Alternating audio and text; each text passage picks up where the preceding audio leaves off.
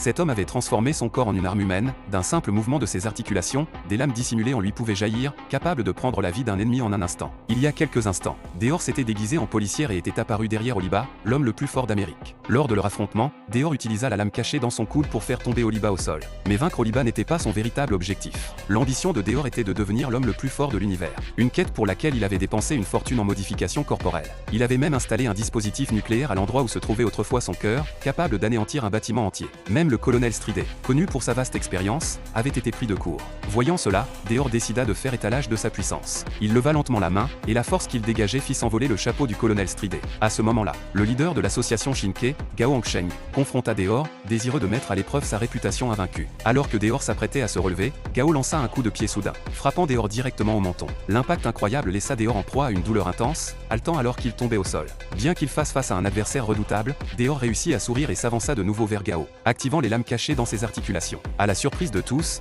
Gao réagit rapidement, délivrant un coup de coude qui démit le menton de Deor. Cependant, il ne s'arrêta pas là, sa main, tranchante et décisive comme une lame, se rua vers la gorge de Deor. Finalement, Deor perdit connaissance. En tant que maître de karaté, Gao croyait qu'il ne fallait pas frapper un adversaire à terre. Juste au moment où il pensait que le combat était terminé, Deor leva lentement à nouveau sa main. En un instant, une immense puissance émergea de lui, envoyant Gao voler et lui brisant la mâchoire. Pourtant, étonnamment, Gao rattacha sa propre mâchoire avec une détermination féroce. Réalisant qu'il ne pouvait plus se retenir, Deor activa les lames cachées dans son corps. En voyant Deor désormais rempli d'armes létales, Gao était trempé de sueur froide, choqué. En une fraction de seconde, Gao se lança le premier. Mais Deor se contenta de bouger légèrement son bras, déclenchant une explosion terrifiante de sa poitrine qui projeta Gao au loin, le laissant inconscient au sol. Témoin de la brutalité du combat, le colonel Stridé ne pouvait plus regarder, croyant que cela ne représentait pas ce qu'un véritable combat entre hommes devrait être. Pourtant, Deor observait avec mépris, car dans ce monde impitoyable, la survie par tous les moyens était la seule véritable victoire.